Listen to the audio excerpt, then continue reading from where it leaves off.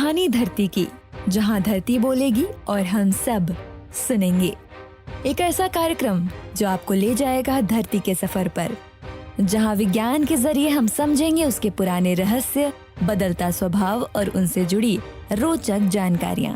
हर episode में धरती का अतीत, वर्तमान और भविष्य एक आसान और दिलचस्प बातचीत के साथ। तो आइए आपको मिलवाते हैं हमारे अगले एपिसोड के गेस्ट से। डॉक्टर शाह, ये जो महत्वपूर्ण और रोचक शोध आप कर रहे हैं, पेड़ों के वार्षिक वलय यानी वृक्ष के जो एनुअल रिंग्स हैं, आप उन पर अध्ययन करते हैं, तो ये सुनकर ही अपने आप में बड़ा रोचक विषय लग रहा है। और इससे किस तरह का शोध कर रहे हैं और इससे क्या परिणाम निकल के सामने आ रहे हैं? ये अध्ययन जो कर रहे हैं हम लोग, जिसे डेंड्रोक्रोलॉजी कहते हैं, इसमें होता क्या कि हम जो वृक्ष में बनने वाली जो रिंग्स है, जो हिंदी में वृक्ष वलय कहते हैं, उसकी अध्ययन करते हैं। अगर आप मेरे तरफ इस देखेंगे तो एक वृक्ष वलय का नमूना है। इसमें क्या है कि बहुत सारे रिंग्स है, इस रिंग्स के अध्ययन करते हैं। इसमें पहले तो क्या करते हैं कि हर एक रिंग्स की हम काउंटिंग करते हैं, गिनती करते हैं। तो गिनती करने के बाद अगर हमें 500 रिंग्स मिले तो आप ये पहला आपको पास ये आंसर मिलेगा कि ये जो पेड़ है आपने जिसके नमूने लिए ये 500 साल पुराना है।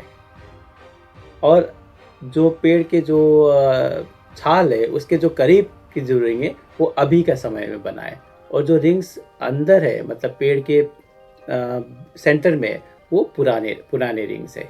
डॉक्टर शाह, ये जो एनुअल रिंग्स का आपका शोध है, इसमें मुझे याद आ रहा है अपने स्कूल कॉलेज की किताबें, जहाँ पर एनुअल रिंग्स हमको चित्रों में बने दिखाई देते थे और हम उसको गिनने का प्रयास करते थे। अब यहाँ पर मेरे मन में सवाल आ रहा है कि आप ये एनुअल रिंग्स को कैसे निकालते हैं? पेड़ से सैंपल निकालना भी अपने आप में एक बड़ी तकनीकी कला है, तो कैसे आप वो सैंपल निकालते हैं और कैसे उसकी गणनाएं करते हैं, कैसे गिनते हैं? जरा इसके बारे में कुछ बताइए। जी बिल्कुल, अच्छा सवाल है ये। पेड़ों को देखिए, पेड़ों की स्टडी करने के लिए जो ट्री रिंग की स्टडी करते हैं उसमें पेड़ों को नुकसान नहीं करना होता है और ना ही पेड़ को काटना होता है।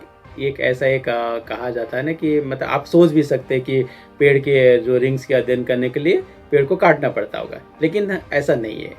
इसके लिए हम एक विशेष उपकरण को इस्तेमाल करते हैं जिसे इंक्रीमेंट बोरर कहते हैं, जिसे आप देख सकते हैं। इसको हम धीरे धीरे पेड़ के अंदर डालते हैं और धीरे धीरे घुमाते हैं और एक कोर सैंपल निकालते हैं जो कि कुछ इस तरह से छोटी सी दिखती है ना, पेंसिल की तरह।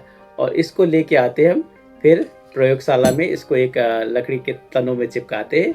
उसके बाद चिपकाने के बाद इसको क्या होता है कि अलग अलग सैंड पेपर से हम इसको पॉलिश करते हैं ताकि इसकी जो रिंग्स है ना बिल्कुल क्लियर दिखाई पड़े और हमें माइक्रोस्कोप के नीचे रख के इसको गिनती कर सके। ये एक टेक्निक है।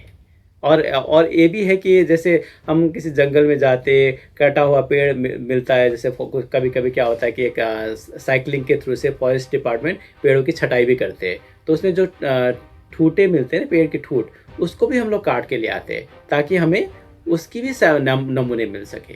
जो वृक्ष का एनुअल रिंग्स हैं, वार्षिक वलय, जिस पर आप इतना शोध कर रहे हैं व्यापक स्तर पर, उसमें किस तरह के आपको जानकारियां सूखे के बारे में, मानसून के बारे में, उस समय के मौसम के बारे में, जो दरख्त कितना पुराना था, उस समय कैसा मौसम था, वो सब जानकारियां किस तरह से आप जुटाते हैं? क्या क्या नई चीज़ें आपको उसमें मिलती हैं? देखिए, मेन सबसे इम्पोर्टेंट काम है कि हमारे जो संस्थान है, बिरबसानी पुरा विज्ञान संस्थान, इनकी एक जो मैंडेट जो होता है ना, उसमें क्या होता है कि पूरा विज्ञान मतलब पूरा जलवायु का मेन काम है।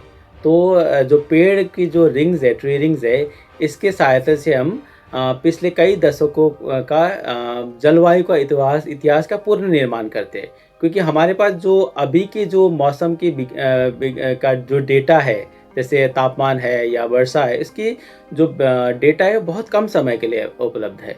तो अगर हम मान लीजिए 100 साल का है, अगर हम 100 साल के पीछे की इतिहास, जो जलवायु के इतिहास जानने के लिए इच्छुक है, तो क्या करते हैं, इस ट्री रिंग्स की सहायता लेते हैं और इसके मदद से हम, अगर जैसे आपको 500 साल पुराना पेड़ मिल गया, तो होता क्या है कि हम 500 साल की जलवायु का पूर्ण निर्माण कर सकते हैं। ये तो एक चीज़ हुई, तापमान, वर्षा, सूखा, इनकी पूर्ण निर्माण।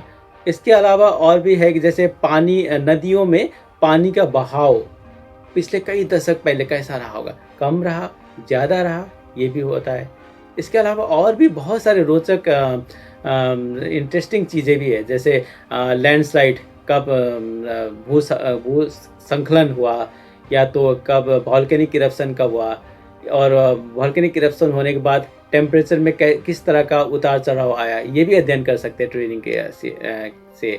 और उसके अलावा एक फॉरेस्ट फायर है, फॉरेस्ट फायर जैसे आग कब कब लगी, उसकी भी हिस्ट्री आप ट्रेनिंग से पता कर सकते हैं। इवन जो हिमालयन रीजन में या हायर एलिवेशन रीजन में जो ग्लेशियर जो होता है, ग्लेशियर उतार चढ़ाव कब कब हुआ, कब वृद्धि हुई, कब कम हुआ, ऐसे भी अध्ययन कर सकते हैं। अगर और भी चीज़ें जैसे पेड़ जब तापमान बढ़ती है दुनिया में, तो ट्री लाइन कैसे शिफ्ट हो रही है, उसकी भी अध्ययन कर सकते हैं। ऐसे बहुत सारे रोचक अध्ययन है जो कि ट्री रिंग से संभव है। और ख़ास करके जैसे अगर भारतवर्ष के तुलना में देखा जाए, भारतवर्ष में क्या है, कृषि प्रधान देश है। तो अगर आप सूखा के जो ऐतिहासिक रिकॉर्ड अगर आप पूर्ण निर्माण करेंगे 500 साल के with the help of tree ring, तो ये कृषि के लिए बहुत फायदेमंद होगा।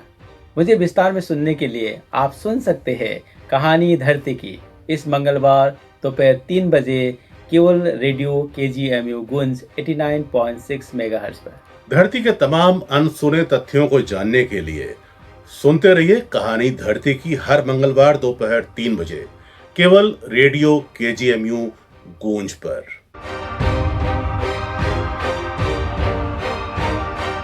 तो ये थी एक झलक, लेकिन असली बातचीत अभी बाकी है।